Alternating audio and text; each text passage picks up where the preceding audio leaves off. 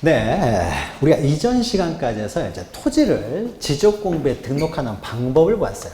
구체적으로 지번, 지목, 면적, 경계를 이제 지적 공부에 등록하는 이제 방법을 보았는데, 이제 지적 공부는 토지의 정보가 등록되는 공적인 장부다라고 했는데, 지적 공부라는 이름을 가진 공부는 없고요. 그러니까 토지대장, 임야대장, 지적도, 임야도, 자, 요런 것들을 우리는 다 통칭해서 지적 공부 이렇게 표현합니다. 그러면은 이 시간에는요, 자, 우리가 327페이지를 보시면 이제 지적 공부 해가지고요, 여기서는 지적 공부의 이제 종류들이 여러 개가 나와요. 그 종류별 그 등록 사항들을 이제 배웁니다.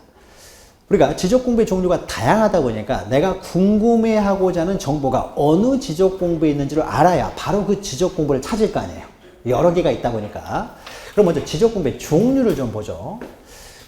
우리나라에 있는 토지는요, 모든 토지는 토지대장 아니면 임야대장에 등록이 돼 있어요. 임야대장. 그래서 일반적인 토지는 토지대장, 임야는 이제 임야대장에 등록돼 있다는 거죠. 여기서 대자는 전망대 할 때 대자, 한눈에 알아볼 대자라는 거죠. 그래서 토지에 관한 모든 정보는 원칙적으로 토지대장, 임야대장에 한눈에 알아볼 수 있도록 다 등록되어 있는 것이 원칙입니다.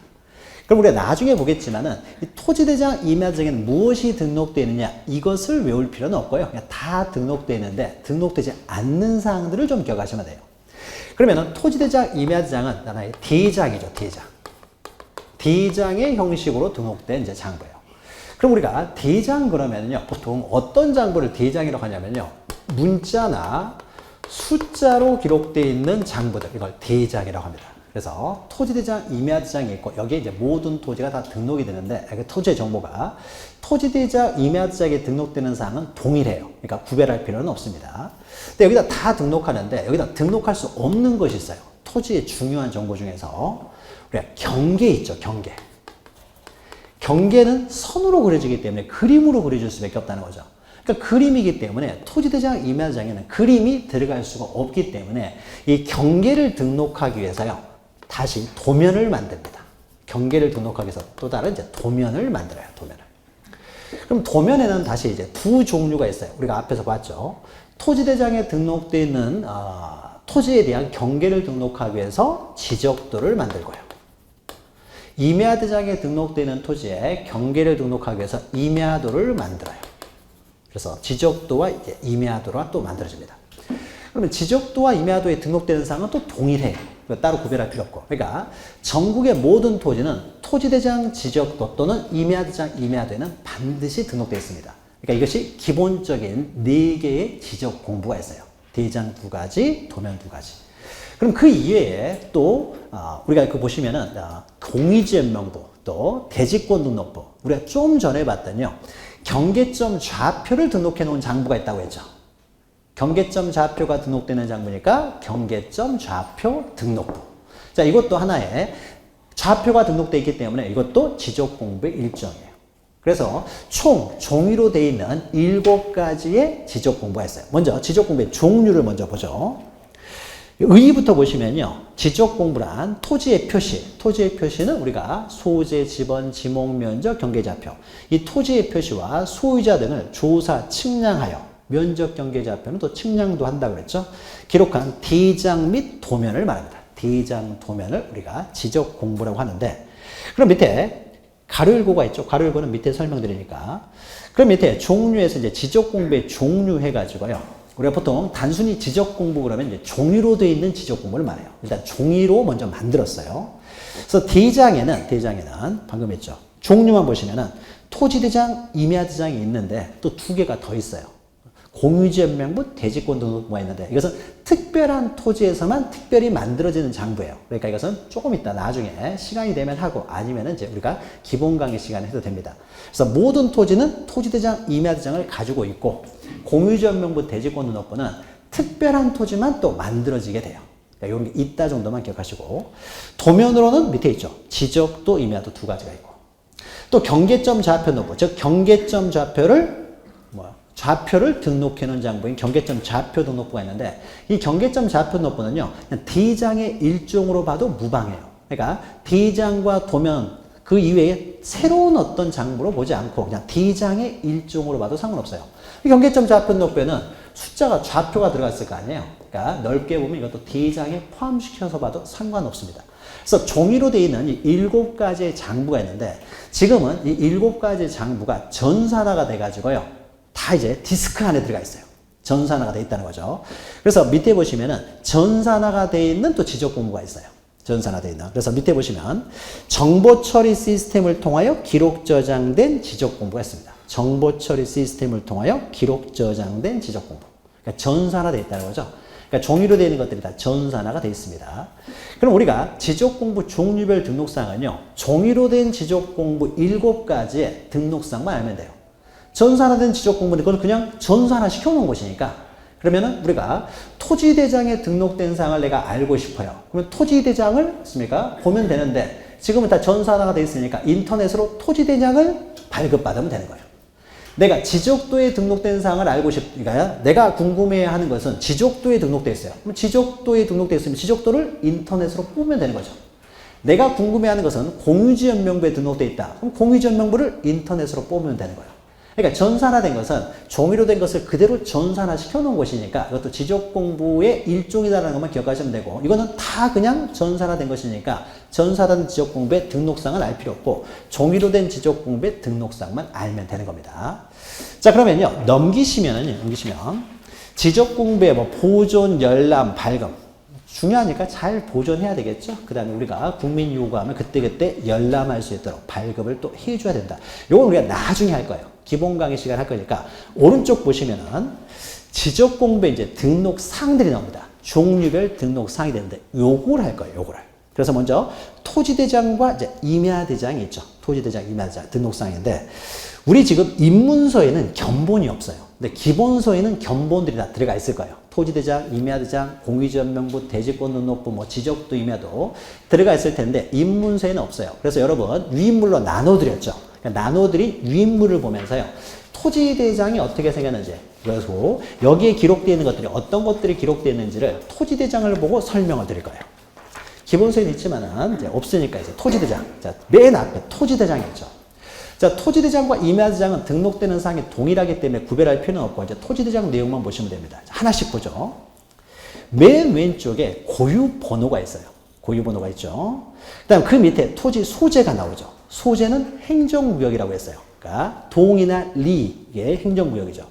그러면 이 토지는 전라남도 강진군 다산면 송정리에 있는 토지라는 거죠. 그렇죠? 소재가 나왔죠. 리, 송정리. 집원은 오른쪽에 있죠. 158번지. 소재 집원은 알겠죠. 그 다음에 오른쪽 보니까요. 축척은 1200분의 1이래요. 그러니까 시골이니까 또 1200분의 1로 되어 있고요. 위에는 도면번호라는 게 있어요. 그럼 도면번호는 뭘 나타내냐면요. 우리가 도면은요. 맨 뒤에 그 맨 마지막 장을 보시면은 그 임야도가 있고 그 앞에는 지적도가 있는데 그 도면에 규격이 있습니다. 규격이. 도면에 규격이 있어가지고요. 지적도 같은 경우는 가로 40, 세로 30으로 되어 있어요. 이걸 좀 줄여놓은 거예요. 그 다음에 임야도는 가로 50, 세로 40으로 되어 있어요. 그러면 우리가 서초동을 가지고 한번 예를 들어보죠. 만약에 지적도가요.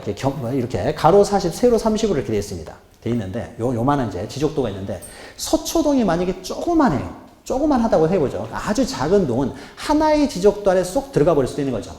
그러면 이 서초동은 하나의 지적도 안에 이제 다 등록되는 거죠. 서초동에 이게 다 등록될 텐데 서초동이 굉장히 커요.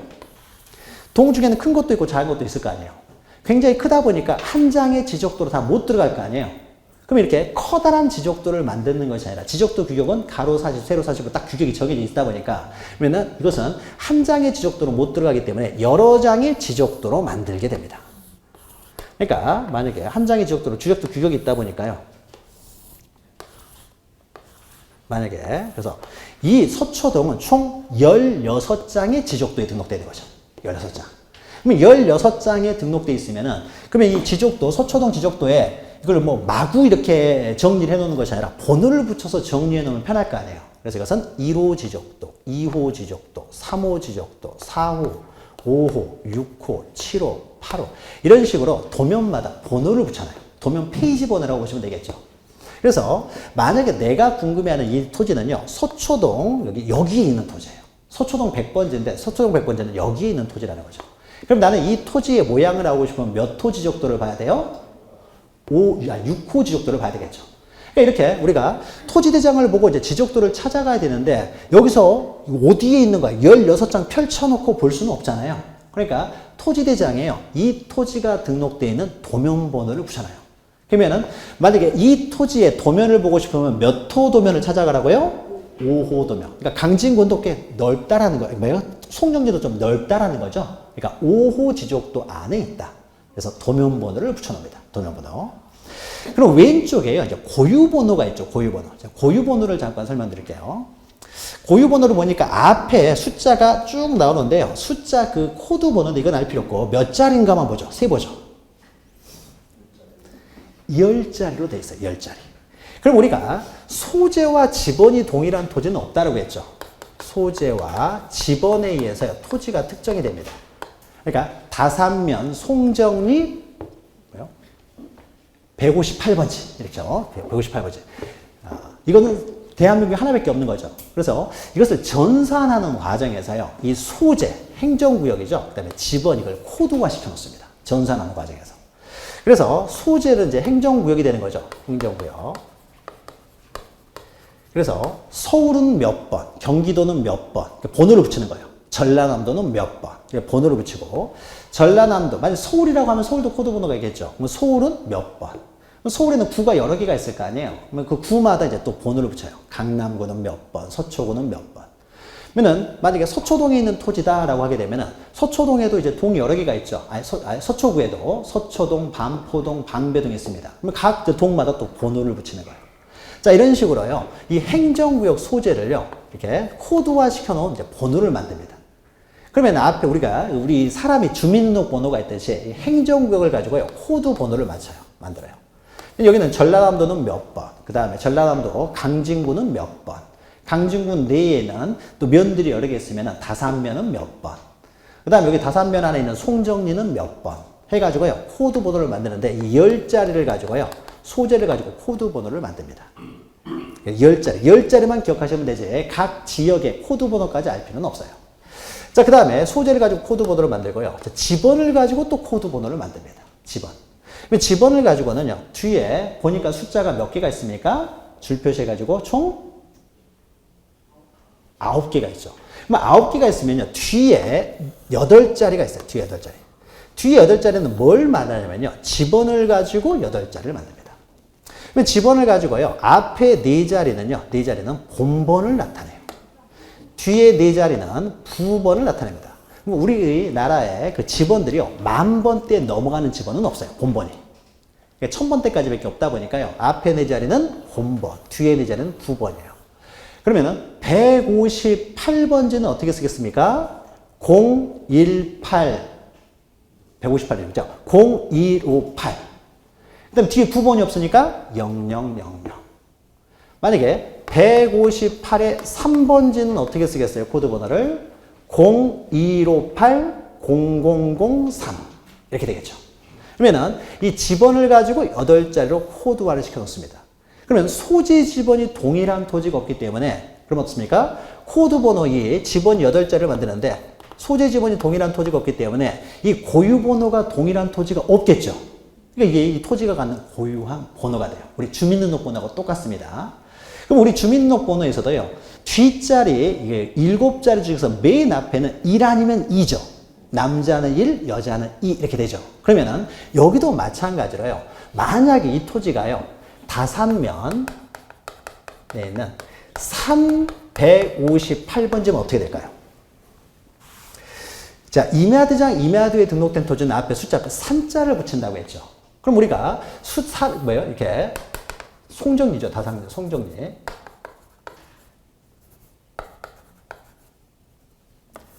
자, 이렇게 되면은 우리가 앞에 숫자 앞에 산자를 가지고 이 토지가 토지대장에 등록되느냐, 임야대장에 등록되느냐를 보여주고 있죠.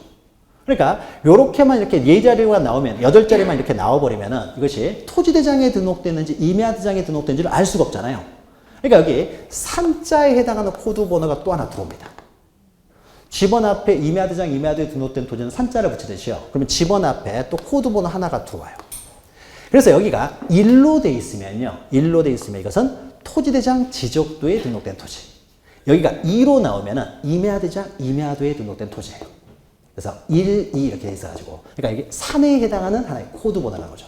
산이 없으면 없습니까? 토지대장에 등록된 토지. 산이 붙어 있으면 임야대장에 등록된 토지죠.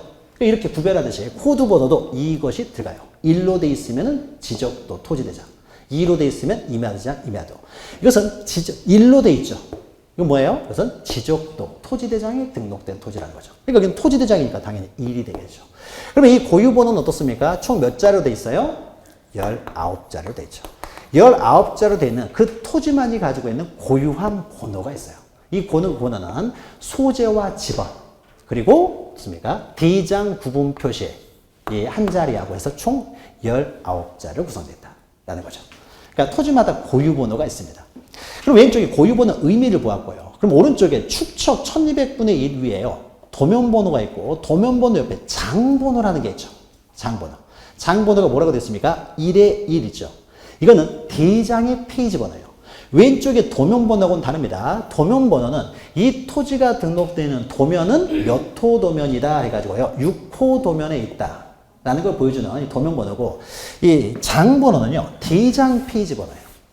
그럼 밑에 이제 대장의 내용을 보면은요, 밑에 토지의 표시, 그 다음에 오른쪽에 소유자가 나오는데, 토지의 표시가요, 자꾸 토지의 이동이 발생해가지고 막 변경이 됩니다. 변경이 되면은요, 만약에 변경이 되는데, 토지대장도 규격이 있다 보니까 변경이 더 많이 됐어요. 그래서 맨 마지막에 변경된 다음에 또 변경이 되면요, 여기다 집어넣지를 못하겠죠. 그럼 다음 페이지로 넘어가야 될 거 아니에요. 그 다음에 거기서도 계속 가게 되면은 또 다음 페이지로 또 넘어가야 되겠죠. 그러니까 어떤 토지는 한 페이지로 되어 있는 토지대장이 있는가 하면은 어떤 토지는 세 페이지로 되어 있는 것들이 있겠죠. 토지 이동이 많으면 세 페이지가 될 거 아니에요. 그러면 만약에 어떤 토지가 세 페이지로 되어 있으면요. 그러면 이때 그 페이지 번호를 적어 놓습니다. 그러면 세 장으로 되어 있는 첫 번째 페이지면 거기 장번호에다 뭐라고 적느냐? 3의 1 이렇게 적어요. 총 세 페이지로 되어 있는데 첫 번째 페이지다라는 게 되겠죠. 그럼 두 번째 페이지는 세 페이지로 되어 있는 3의 2 이렇게 되겠죠. 세 번째 페이지는 3의 3 이렇게 되겠죠. 그러면 내가 이거는 뭘 나타내냐면요. 내가 어떤 토지대장을 구해가지고 보는데요. 토지대장이 이렇게 생겼어요. 장번호가. 장번호는 대장 페이지 번호라는 거죠. 이렇게 돼 있으면 무슨 의미예요? 이게 끝이 아니라는 거죠. 뒤에 또 있다는 거죠. 앞에도 한 페이지가 더 있다는 거죠. 근데 여기는 뭐라고 돼 있습니까? 장번호가 1에 1 돼 있죠. 그럼 뭐예요? 한 페이지로 돼 있는 것에 한 페이지라는 거죠. 첫 번째 페이지. 그러니까 이게 전부라는 거죠. 그렇죠? 그러니까 2의 1 이렇게 돼 있으면 어떻습니까? 이게 전부가 아니라는 거죠. 뒤에 한 페이지가 또 있다는 거죠. 그래서 대장이 어떤 토지들은 그 토지 대장이 한 페이지로 안 돼 있고 여러 페이지로 돼 있으면 그 페이지 번호를 이제 알려주는 그러니까 장번호예요. 그럼 장번호는 이런 걸 말하고요. 고유번호는 19자로 된 고유한 번호이기 때문에 전혀 다른 거죠. 이건 고유한 번호고 이거는 대장 페이지 번호예요. 페이지 번호. 그래서 장번호의 의미를 보았어요. 장번호도 들어가 있고. 그러니까 대장에는 다 장번호를 붙여놓습니다. 2장, 3장으로 될 수도 있기 때문에. 그 다음에 이제 밑으로 내려오면요. 토지의 표시가 나오죠. 토지 표시. 이제 토지의 표시가 나옵니다. 맨 왼쪽에는 지목이 나오고, 그 다음에 면적이 있고요. 사유 여기 있는데 이건 토지 이동 사유예요. 토지 이동. 그러니까 지단 시간에 지반할 때 있죠. 그러니까 토지의 표시가 변경이 될 수도 있다는 거죠. 새로이 정할 수도 있고 또 말소되기도 하고. 그러니까 토지 이동 사유가 적혀져 있어요. 그러면 이제 밑에 보죠.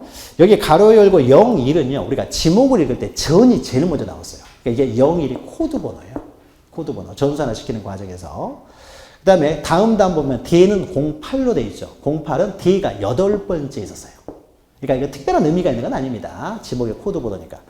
처음에는 지목이 전이었다는 거예요. 그리고 158번지는요. 면적이 100제곱미터였다는 거예요.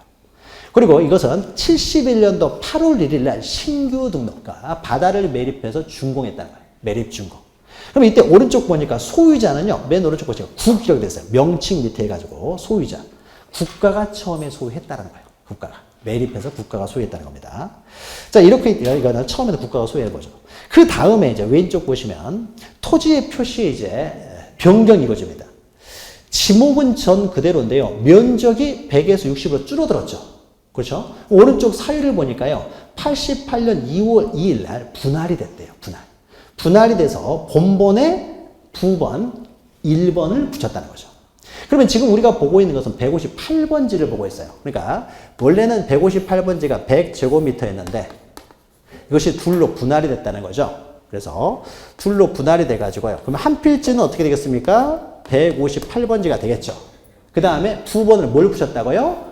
1번을 붙였다는 거죠. 그러면 한 필지는 158의 1번지가 됐다는 거죠. 지금 우리가 보고 있는 지적 공부는 토지대장은 158번지를 보고 있습니까? 158의 1번지를 보고 있습니까? 158번지를 보고 있죠. 그럼 158번지가 면적이 어떻게 됐다는 거예요? 지금은 몇 제곱미터라는 거예요? 60. 그럼 158의 1번지는 면적이 얼마 있겠습니까? 얼마 되겠어요? 40. 그러면 158의 1번지에 대한 토지대장이 또 만들어졌겠죠, 어딘가에. 만들어졌겠죠. 우리는 지금 158번지를 보고 있어요. 158번지. 그래서 158번지가 60으로 면적이 줄어들었어요. 분할을 통해 가지고. 그 다음에 또 변경이 있었어요. 토지 이동이. 그 다음에는 전에서 지목이 대로 바뀌었네요. 예를 들어 주거용 건축물을 지었나 봐요. 그러니까 지목은 바뀌었지만 면적은 그대로죠. 그러니까 오른쪽에 보니까 9월 9일 날, 2009년 9월 9일 날 지목이 변경됐다는 거죠. 전에서 대로. 자, 그 다음에 또 밑에 보니까요. 밑에 보니까 또 지목은 대가 그대로인데요. 면적이 늘어났어요. 80 이렇게. 80으로 늘어났죠. 근데 오른쪽 보니까요. 그러니까 2014년 1월 3일 날 159번과 합병이 이루어졌다는 거죠. 그럼 여기에 159번지가 있다는 거죠. 159번지가 있었어요. 그래서 이거는 두 토지를 합병을 해가지고 합병을 했다는 거죠. 여기는 제곱 158번지는 8의 1번지는 어떻게 됐는지를 몰라요. 우리는 158의 1번지는 토지대장을 안 보고 있으니까 이거는 어떻게 됐는지 모르지만은 159번지하고 158번지하고 합병이 됐습니다. 그러면 이게 지번은 몇 번을 부여해야 돼요? 본본 중 선순위 158번지를 부여하겠죠. 그러니까 158번지가 159번지 합병돼가지고 면적이 80이 됐다는 거죠.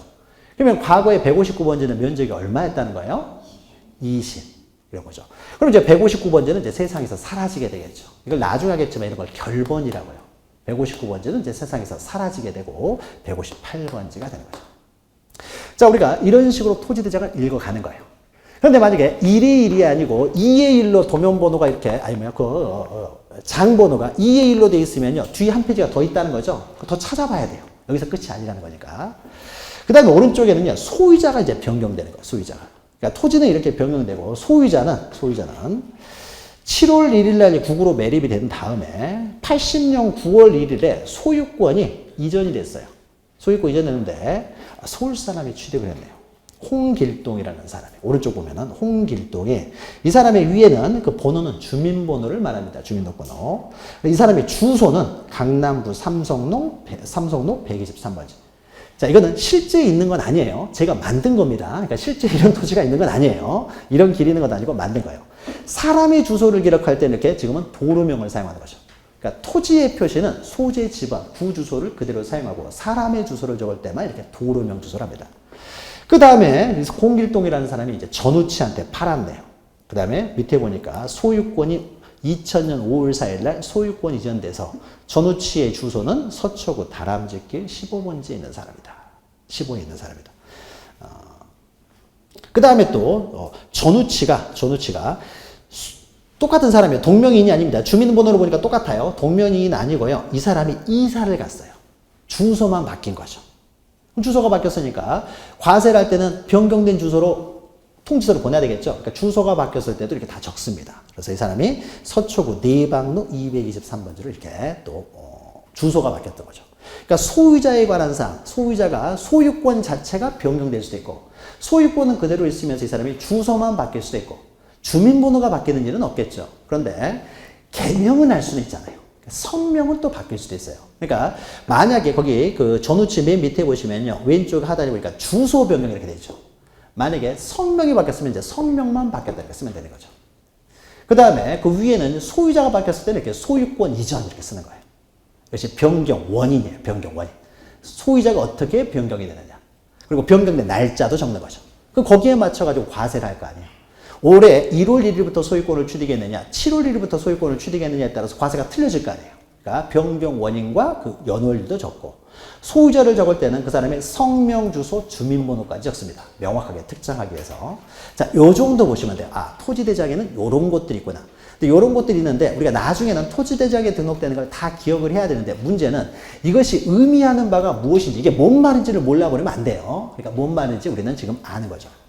그 밑에 있는 건 중요한 건 아닙니다. 자, 등급 수정에서 밑에 토지 등급 하나만 기억하시면 돼요. 토지 등급하고 다음 줄을 보시면 개별 공시지가. 자, 토지 등급이나 개별 공시지가 등도 기록이 된다 정도만 기억하시면 돼요. 토지 등급이나 개별 공시지가. 그래서 토지대장에는요, 여러 가지들이 이렇게 기록이 되는데 요거예요.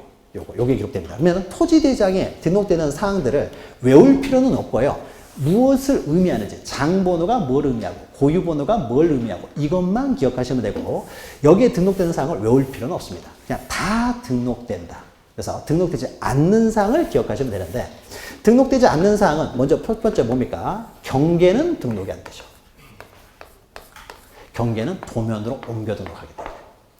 자, 그러면요, 토지대장에 등록된 사항을 잠깐 보았고요. 자, 그러면 우리가 도면에 등록된 사항, 맨 마지막 페이지를 보죠. 맨 마지막 장. 책은요, 332페이지를 펴세요. 332페이지. 그럼 거기도 도면이 하나 나옵니다. 그리고 제가 나눠드린 것에서도 도면이 있는데, 도면에 5번째 페이지 보시면 지적도가 이렇게 있고요. 마지막 페이지는 임야도가 있어요. 지적도하고 임야도. 그러면 먼저 지적도를 보죠. 지적도에 있는, 보면은, 그 선들이 이렇게 있죠. 이 경계라는 거죠. 근데 이것이 원래는 직선으로 되는 거예요. 그러니까 축소를 하다 보니까 이게 곡선처럼 보이는 것이지, 실제로는요, 다 직선으로 돼 있어요. 직선으로. 조금씩 다 직선입니다. 축소를 하니까 곡선처럼 보일 뿐이에요. 자, 그러면 요 지적도를 하나 놓고요. 지적도하고 임야도는 등록되는 사항이 동일하기 때문에 지적도만 놓고 보면 되고, 그 다음에 332페이지는 지적도도 함께 봅니다. 두 개를 이제 비교하면서 볼 거예요. 지적도에는 다시 두 종류가 있습니다. 그러면 332페이지에 지적도는요, 네모 반듯반듯하게 생겼죠. 이건 도시개발 사업을 했다. 도시개발. 도시개발 해가지고, 원래는 변두리 지역이어가지고, 만약 여기가 요렇게 막 생겼어요. 물고기 비닐처럼 굉장히 복잡하게 생겼는데, 이것을 낙후가 돼가지고 도시개발 사업을 했어요. 그러니까, 여기 전체 제가 이제, 좀 사렸던 곳이, 동대문구 제기동이라는 곳이 있어요. 서울시에 저게 동대문구. 강남에 사시는 분들은 강북은 전혀 몰라요. 강북으로 올라갈 일이 없으니까. 강북에 있는 사람들은 강남으로 놀러 내려오니까 강남을 알지만 강남 사는 사람들은 강북을 몰라요. 동대문구라고 있어요. 동대문 옆에 이제 동대문구입니다. 동대문구가 있고 동대문구에 제기동이라는 곳이 있어요. 거기에 좀 낙후가 됐어요. 제기동에. 근데 우리가 개발을 할 때요, 제기동 전체를 개발하기 힘들죠. 너무 넓으니까. 비용이 너무 많이 드니까. 그래서 일단 일부만 개발을 한다는 거예요. 여기도 이제 복잡하게 생겼겠죠, 이렇게. 여기도 복잡하게 생겼는데 다 개발하기 힘드니까 일부만을 개발하기로 했어요. 그러면은 이걸 일부를 개발한다는 게 이렇게 되겠죠. 도시개발 사업을 하다 보면요, 이렇게 복잡하게 물고기 비닐처럼 되는 것을요, 네모 반듯반듯하게 만들어요. 도로도 놓고 공원도 만들고. 이게 도시개발 사업이 되는 거죠. 도시개발 사업을 하게 되면요, 그럼 어떻습니까? 이렇게 우리가 332페이지 있는 것처럼요, 반듯반듯하게 만들어져요. 반듯반듯. 아파트 단지를 만들었나 봐요. 거기 다 대 이렇게 되죠. 대. 아파트 단지를 만들었나 봐요. 자, 그러면 이제 도시개발 사업을 하게 되면요, 이럴 때는 왼쪽 지적도처럼 됩니다. 오른쪽에 있는 지적도는 이제 시골의 지적도가 되겠죠. 또 도시개발 사업을 하지 않았으면 구도심 같은 경우도 굉장히 복잡하게 이렇게 돼 있어요. 그러면은 우리가 도면을 보는 법을 하나씩 보죠. 도면에 등록된 사항. 우리가 등록된 사항을 지금 외울 필요는 없고 그냥 의미만 일단 기억을 하세요. 그러면 우리가 비교하면서요, 우리가 332페이지에 있는 도면을 놓고 우리가 봅니다. 332페이지 보시면 맨 왼쪽에요, 십자가 모양의 그림이 하나 있죠. 십자가 하나 모양의 그림이 있고, 그 다음에 오른쪽으로 보면은요, 이렇게 되죠. 김해시 이렇게 되죠. 김해시의 장유 일동 지적도 이렇게 있죠. 김해시 장유 일동 지적도. 그러면요, 이게 뭐냐면요, 여기까지가 이 지적도의 제목이 되는 거예요. 이건 장유 일동의 지적도다. 그래서 이걸 제명 이렇게 합니다. 제명. 이 지적도의 제목, 제명이라고 해요. 제명이라고 적고요. 제명. 그 다음 그 옆에 어떻습니까? 우리 책에 있는 지적도에는 옆에 좌표라고 써져 있죠. 여기. 좌표. 근데 제가 나눠드린 유인물에는요, 이런 말이 없어요. 그렇죠? 임야도도 이런 말은 없습니다. 그럼 이건 뭘 나타내냐면요, 이것이 도시개발 사업을 해가지고요, 이 경계점을 좌표로까지 등록되어 있는 지역이라는 거예요. 그러니까 좌표로 등록할 수 있다고 그랬죠? 그러니까 측량을 하면서 경위 측량을 통해 가지고요, 좌표에도 등록되어 있는 토지다. 이걸 나타냅니다. 그래서 제목이요. 지적도 되어 있는데 경계점 좌표 등록부에도 등록되어 있는 지역의 지적도이거든. 그러니까 오른쪽에 유인물로 나와 있는 것은요. 그럼 이런 말이 없으면 어떻게 돼요? 이거는 경계점 좌표 등록부에는 등록이 안 돼 있는 지적도죠. 일반적인 지적도고 책에 있는 것은 경계점 좌표 등록부에도 등록되어 있는 지적도다. 이것을 이제 보여주고 있어요.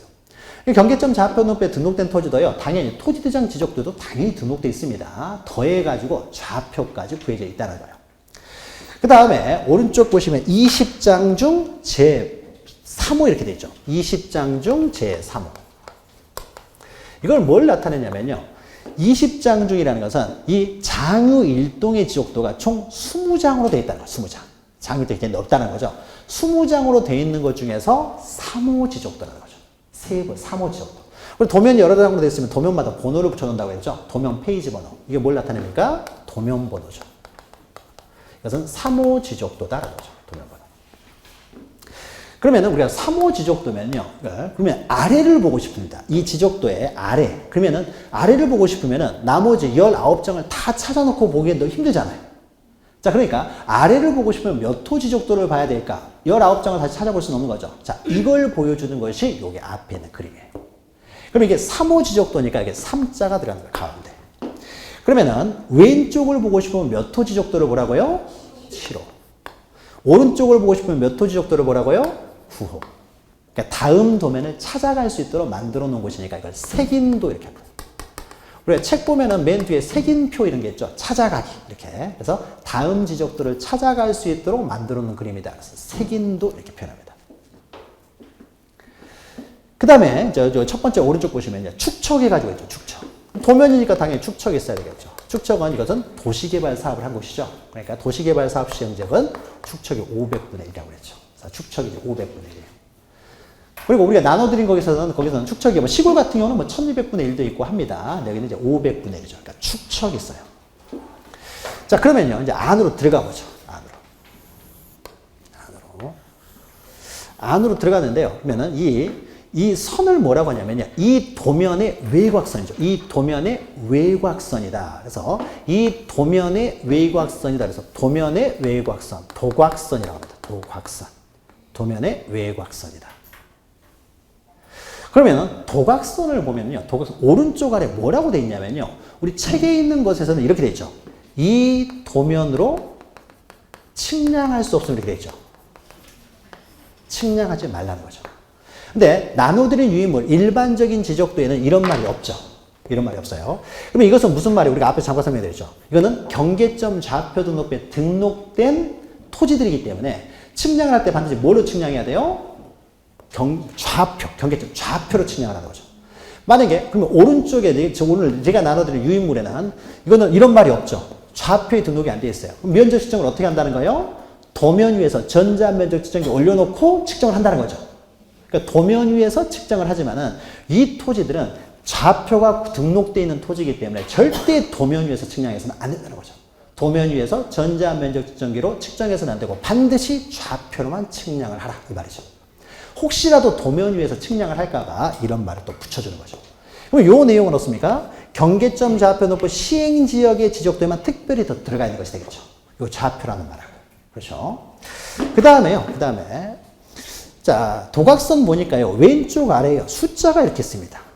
오른쪽에도 숫자가 있어요. 이 숫자는 도각선에 붙어 있는 숫자라고 하기 때문에 숫자이기 때문에 도각선 수치라고 해요. 도각선 수치. 그러면 이 수치는 뭘 나타내냐면요. 우리가 축척이 500분의 1입니다. 자, 그러면은 여기서부터 여기까지 총 몇 메타가 될까요? 실제. 그럼 우리가 이제 자대가지고 축척 곱하고 막 해야 되겠죠. 힘들겠죠. 여기서부터 여기까지는 실제로는 몇 메타가 될까? 여기서부터 여기까지는 실제는 몇 메타가 될까? 우리 축척 가지고 응용해가지고 풀 수는 있지만은 한눈에 알기는 힘들잖아요. 자, 그래서 요 수치는 뭘 나타내냐면요. 여기서부터 여기까지 실제 거리를 나타냅니다. 실제 거리. 그럼 우리가 도면을 보면서 그러면 여기서부터 여기까지가 몇 메타니까 여기서부터 여기까지도 몇 메타겠구나 대충 알 수가 있는 거죠. 그럼 도면을 만들 때는요. 기준점이 있겠죠. 기준점을 가지고 도면을 만듭니다. 그래서 어떤 기준점이 있어요. 기준점을 가지고 도면을 만드는데 그럼 여기까지 여기 숫자는 뭐냐면요. 저 기준점으로부터 여기까지 거리를 나타내요. 단위는 미터입니다. 그리고 여기 있는 숫자는 저 기준점으로부터 여기까지의 거리. 그리고 여기도 마찬가지죠. 어떤 기준점부터 여기까지의 거리, 여기까지의 거리를 나타내요. 자, 그럼 보죠. 오른쪽 위에는 뭐라고 됐습니까?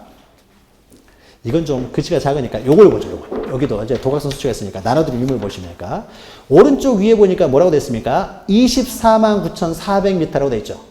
왼쪽 아래는 뭐라고 됐습니까? 249,000. 그럼 여기서부터 여기까지는 몇 m라는 거예요? 실제? 빼면 되잖아요. 10만 단위라 빼기가 힘들어요. 249,000은 똑같잖아요. 위에는 249,400이고 249,400이고 밑에는 249,000이잖아요. 빼면 얼마예요? 간단하잖아요. 400m. 실제 거리는 400m라는 거죠. 이걸 알 수 있을 테니까 여기서부터 그러면 여기까지는 대충 몇 m가 되겠구나 알 수 있는 거죠. 그럼 여기서부터 여기까지 실제 거리는 몇 m가 되겠습니까? 자, 오른쪽 보시면은 오른쪽에는 114,500, 왼쪽은 114,000. 몇 m라는 거예요? 여기서부터 여기까지 실제 거리는 500m라는 거죠. 그러니까 10만 단위니까 이걸 어떻게 빼요? 쉽게 뺄 수 있어요. 실제로도, 실제 도면에서도. 여기는 400, 여기는 500m라는 거죠. 이걸 보여주는 것이 도각선 수치예요. 도각선 수치. 그래서 우리가 수치를 보면서 실제 거리를 대충 알 수가 있다는 거죠. 자, 그 다음에 다시 우리 책에 있는 내용 보면은요. 자, 그러면은 이렇게 생겼어요. 이렇게 이제 확대를 해가지고 보면은 여기 생겨가지고 여기 77에 7 돼 있죠. 77에 7 돼 이렇게 돼 있죠. 그럼 앞에 있는 77에 7 이게 뭘 나타내겠습니까? 지번. 대는 지목을 나타내겠죠. 소재는 어디 있습니까? 제명 안에 소재가 들어와 있잖아요. 그렇죠? 장위동 지적도다. 그러면 장유동 이게 소재잖아요. 제명 안에 소재가 들어가 있고. 그럼 이건 뭐예요? 장유일동 77의 7번지라는 걸 말하겠죠. 장유일동 77의 7번지로서 이것은 지목이 D다라는 거죠. 그러니까 지번과 지목에 들어가 있고요. 그 다음에 이 선이 우리는 경계라고 했죠. 경계. 선, 경계가 있습니다. 자, 그런데 이제 오른쪽에도 마찬가지예요. 오른쪽도 보면 맨 위에 7대 해가지고 지번 지목이 있는데 오른쪽에 우리 나눠드린 유인물회가 왼쪽에 있는 그 지적도와 차이점은요. 여기는 이렇게 돼가지고 여기 숫자들이 깨알 같은 수치가 있어요. 숫자. 깨알 같은 숫자가 있습니다. 그렇죠? 나눠드린 유인물에는 없는 거죠. 깨알 같은 숫자가 있어요. 이걸 뭘 나타내냐면요. 이것도 미터 단위예요. 자, 보니까 25.10 이렇게 돼 있죠.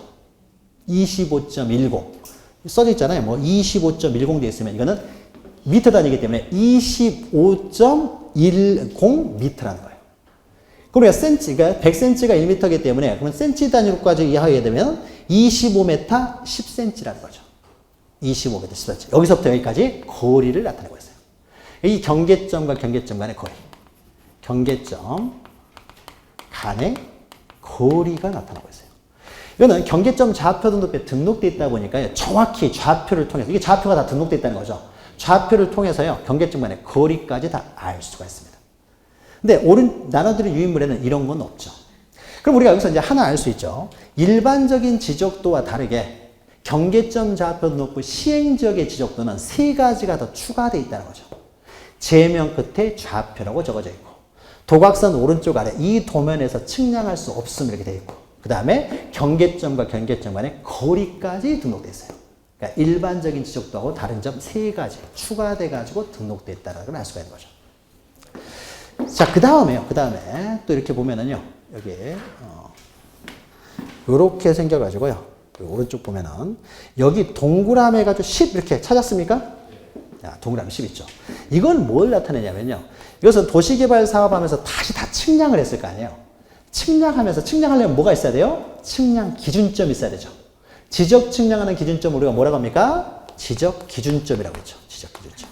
지적 기준점 위치가 등록이 되어 있어요. 삼각점이나 지적 기준점 위치들도 등록을 합니다. 이것은요, 오른쪽에 나눠드린 도면에도 등록은 해요. 근데 이 지역에는 지적 기준점이 없으니까 표시가 안 돼 있을 뿐이에요. 그러니까 일반적인 도면에도요, 다 지적 기준점이 있으면 거기다가 표시를 합니다. 그래서 이런 지적 기준점의 위치들도 등록이 돼요. 그래 이걸 보고 어떻습니까? 어떤 측량이 우리가 들으면 아 여기 지적 기준점이 있고 여기 지적 기준점이 있으니까 아 이렇게 측량하면 되겠구나. 이렇게 대충 이렇게 계획을 수립할 수가 있는 거죠. 자, 그 다음에요. 그러니까 요게 이제 등록이 되고요. 그 다음에 자 여기에요. 소유자 기록이 되고 있습니까? 우리가 여기에요. 7에 7 되어 있는데 여기다가 면적을 등록 안 돼 있죠. 면적 없습니다. 면적은 그냥 토지대장에 등록되어 있는 거예요. 여기다 면적 적기도 그렇고 소유자도 등록이 안 돼 있어요. 여기다 만약 소유자를 기록하게 되면 소유자가 자꾸 바뀌면 자꾸 변경하는 내용을 기록을 해야 될 거 아니에요. 그러니까 소유자도 기록이 안 돼 있습니다. 여기에 고유번호가 기록되어 있습니까? 이 토지에 19자로 되어 있는 걸 여기다 기록할 수가 없게 되겠죠. 19자로 되어 있는 걸 어떻게 여기다 기록해요? 우리가 지목도 어떻습니까? 칸이 넘어갈까봐 이렇게 한자로만 등록한다고 했죠. 부호, 도면에 등록할 때는. 도면을 한자로 등록하기 때문에 여기다 소유자나 면적 또는 뭐 고유번호 19자를 집어넣을 수가 없어요. 그럼 여기는 뭐만 등록됩니까? 집원, 지목만 등록이 돼요. 집원, 지목. 소유자, 면적 뭐 이런 것들은 등록이 안 됩니다. 고유번호. 이렇게 우리가 알 수가 있는 거죠. 그래서 우리가 지적 공부 중에서 도면에 등록되는 사항은요. 도면을 연상해가지고 기억을 하셔야 돼요. 도면에 등록되는 것, 등록되지 않는 것들이 시험에 나옵니다. 그럼 이런 것들은요. 계속 그림을 그릴 거예요. 그래서 도면을 계속 머릿속으로 연상을 하셔야 돼요. 맨 위에 뭐가 있게. 도면을 연상하시면 돼요. 아, 뭐가 위에 있고, 그 다음 안으로 들어갔을 때 어떤 것들이 있었고, 이런 것들. 그 다음에 여기에는 나오지는 않지만요. 이런 것도 있습니다. 만약 여기가 이제 두 필지가 있다고 하면은요. 지금 그림에는 안 나타나니까 여러분이 하나 그림을 그려 넣으시면 되는데, 때로는 이런 것도 등록이 됩니다. 여기에 건축물은 등록이 안 되죠. 건축물은 없잖아요. 토지만 등록을 해요. 그런데 만약에요. 여기 토지 소유자가요. 갑이라는 사람이고 여기 토지 소유자는 을이라는 사람이 소유한다고 해보죠. 소유자는 여기 등록은 안 됩니다. 등록은 안 되는데 소유자는 있긴 하겠죠. 그래서 만약에 이 토지 소유자가요. 실제 토지는 이렇게 생겼어요. 실제 토지인데 여기는 선이 그어져 있지는 않죠. 실제 토지에는. 그래서 갑이라는 사람이 자기 여기 토지에다가 건물을 짓습니다. 건물을 지어놨는데, 건물을 딱 지었는데, 을이 보니까 내 토지를 넘어간 것처럼 보인다는 거죠. 그러면은, 을이라는 사람이 넘어갔다. 근데 갑이라는 사람은 안 넘어갔다. 그러면 이때 이 건축물이 경계를 넘어섰느냐, 넘어서지 않았느냐. 이 도면 들고 가서 측량을 하면 알 수 있다고 했죠. 측량. 이때 하는 측량이 무슨 측량이라고 했어요? 우리 지난 시간 했는데, 지적 현황 측량이라고 했어요. 지적 현황 측량. 그래서 한 사람은 도면 들고 와서 여기서 서 있고 한 사람은 건물 앞에 가가지고 막대기 하나 들고 서 있고 자 오른쪽 왼쪽에서 건축물이 과연 경계를 넘어섰느냐 넘어서지 않느냐 알아보는 게 지적 현황 측량이라고 했죠. 자 지적 현황 측량을 했더니요 실제 토지에서 경계를 이만큼 넘어선 거예요. 그러면 경계가 이만큼 넘어섰으면 경계가 이만큼 넘어섰네요 라고 하고 그냥 바로 돌아가는 것이 아니라 그럼 나중에요 이 토지 소유자 갑은 없습니까? 이거는 을이 소유하면 갑은 얼른 팔아먹어야 되겠죠. 철거하기 싫으면 없습니까? 안 넘어간 것처럼 해서 얼른 팔아먹고 도망가야 될 거 아니에요? 그렇죠? 철거해야 되니까. 이거 팔아먹어야 되겠죠. 그러니까 이런 문제들도 있고 하기 때문에요. 이 사고자 하는 사람, 이 건물을 사고자 하는 사람이 이 건물이 과연 경계를 넘어섰느냐, 넘어서지 않았느냐 인식할 수 있도록 해줘야 될 거 아니에요. 그래서 이 지적 현황 측량이라는 다시 말해서 이 건물이 경계를 넘어섰느냐 넘어서지 않았느냐를 측량을 하게 되면요. 이 건물 얼마만큼 넘어갔네요 라고 그냥 돌아가는 것이 아니라 이것을 지적도에다가 표시를 해줍니다. 그럼 나중에 지적도 보는 사람이 살려고 했는데 이거 건물이 넘어갔다는 걸 확인할 수가 있는 거죠. 그래서 이 건물이 이제 원래는 건물을 등록하는 건 아니지만은 이렇게 지적 현황 측량 같은 걸 하게 되면은 이 건물이 넘어갔다 이만큼 정확히 제도를 합니다. 얼마만큼 넘어갔는지 정확히 제도해 가지고 표시를 합니다. 그러면은 도면에는 또 뭐도 등록이 된다는 거예요? 건축물 위치도 표시가 되는 거죠. 건축물. 그러니까 모든 건축물이 다 표시가 되는 건 아니에요. 이렇게 지적 현황 측량을 했을 경우에는 나중에 또 다툼이 있는 경우를 대비해서요. 건축물 위치도 때로는 등록을 한다는 거예요. 그러니까 여기는 이런 게 하나도 건축물 위치가 하나도 없다는 것은 무슨 말이에요? 이 지역에서는 지적 현황 측량을 한 번도 해본 적이 없다는 거예요. 근데 만약에 지적 현황 측량을 했을 경우에는 이렇게 등록이 되기도 합니다. 건축물 위치가. 자 그러면은 도면에 등록되는 사항이 이게 전부예요. 전부. 많죠. 많은데 이것을 하나하나 외우려고 하게 되면은 힘들어요. 그러니까 도면을 연상하면서 맨 왼쪽에 색인도 나오고 제명 나오면서 경계점 좌표 넣고 시행지역에서는 좌표라고 쓰고 제명 안에 소재가 들어가 있고 그 다음에 몇 호 도면 이제 도면 번호 나오고 축척이 나온다. 도면은 당연히 축척이 있어야 되겠죠.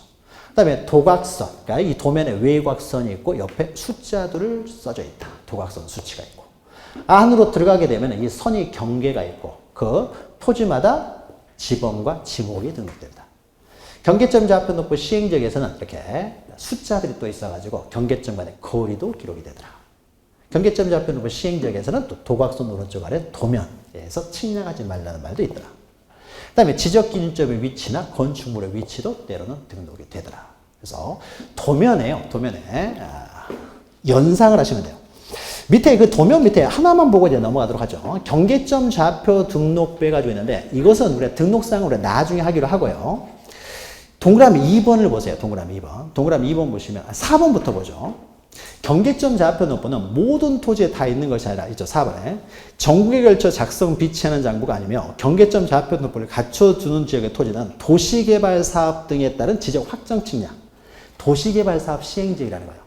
도시개발사업 시행지역에서는 아까 네모 반듯반듯하게 바둑판 모양으로 만든다는 거죠. 그러면 원래 있던 토지의 면적이나 경계가 다 바뀌게 되잖아요.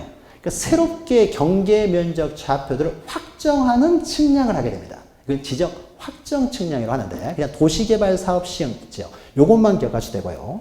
이런 지역이나 또는 니은 보시면 축척 변경 이렇게 써요. 축척 변경을 우리가 나중에 다음 시간 하게 됩니다. 축척 변경 지역. 이 지역에서만 경계점 좌표 등록부를 만들어둬요. 그래서 이 지역에서만 경계점 좌표 등록부가 있는데 그럼 여기서는 이 지역은 도면이 있으면서 또 경계점 좌표를 등록하기 위한 장부가 또 하나 등장을 하게 되는 거죠. 경계점 좌표 등록부가. 그러면은 동그라미 2번, 3번 보시면 방금 설명했던 게 나오는데요. 자, 보죠. 경계점 좌표 등록부를 갖춰두는 지역 내의 지적도에는 3개가 더 추가돼요. 그래서 제명 끝에 좌표라고 적고 그 다음에 도광선 오른쪽 아래 끝에 이 도면에서 측량할 수 없음 이게 들어가고 그 다음에 동그라미 3번 보시면 경계점 좌표 등록부는 토지의 형상을 나타낼 수 없으므로 지적도를 함께 비치한다. 지적도도 있습니다. 그리고 밑에 있죠. 좌표, 지적도에는 좌표에 의해 계산된 경계점 간의 거리도 등록이 된다. 이 세 가지가 더 추가해서 기록이 된다는 거죠. 일반적인 도면과 다르게 세 가지가 추가된다.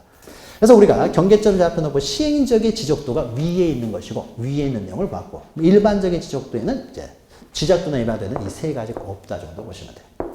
그러면은 나머지 지적 공부를 해서 이제 공유지역명부, 대지권 등록부, 경계점 좌표 등록부가 있는데 요것은 일정한 지역에서만 특별히 만들어지는 장부이기 때문에 여기까지는 우리가 기본 강의 시간 하고요. 기본 강의 시간 하고 지금 우리는 토지대장 보는 법, 지적도 보는 법 이것만 보죠. 뭐 대표적인 것이 토지대장, 임야대장, 지적도, 임야도이기 때문에 우리가 토지대장 보는 법은 배웠잖아요. 그러니까 배웠고 그다음에 도면 보는 법을 배웠으니까 두 가지만 기억을 하시고 보는 법만 기억하시고 각 지적 공부에 등록되는 사항들에 대해서는요. 우리가 기본 강의 할 때, 기본 강의 할 때는 이제 정확히 토지대장, 임야대장에 등록되지 않는 사항, 등록되는 사항을 구별해서 보면서 지적도, 임야도에 등록되는 사항, 기타 장부에 등록되는 사항, 등록되지 않는 사항을 개별적으로 보고 다만 토지대장, 임야대장에는 일단 경계가 등록되지 않는다. 경계를 등록하기 위해서 도면을 만들었다. 여기까지만 기억하시면 되고 그 다음에 이 정도만 보시면 되고 나머지 지적 공부와 관련된 333페이지의 뭐 지적 공부의 복구라든지 335페이지의 지적 전산 자료 이어 이런 것들은 이제 부수적인 내용이기 때문에 우리 기본 강의 1월에 들어가서 할 거예요. 지금 입문 시간이기 때문에 모든 걸 하기보다는 보는 법, 간단한 기본적인 장부 보는 법만 했습니다. 오늘은 여기까지 하고요. 여기까지 하고 다음 시간에는 바로 제 5장 토지의 이동 및 지적정지 절차로 바로 들어갈 거예요. 그래서 오늘의 이제 포인트는 결국 우리가 지적법을 통해서 알고자 하는 것은 토지대장, 임야대장 보는 법, 지적도, 임야도 보는 법 이거 알려고 하는 거잖아요. 그러니까 요거 저거도 볼 줄은 알 수 있게 되겠죠. 자, 오늘은 여기까지 하고 다음 주에 뵙겠습니다. 수고하셨습니다.